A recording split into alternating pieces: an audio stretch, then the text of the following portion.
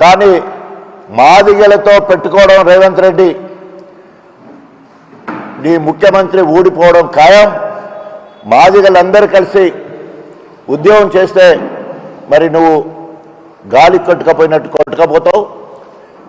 ఇప్పటివరకు అన్ని రాజకీయ పార్టీలు మీ అధినాయకత్వం కూడా చేవెళ్ళ ఎస్సీ డిక్లరేషన్లో కూడా ఖర్గే కూడా ప్రకటించడం జరిగింది.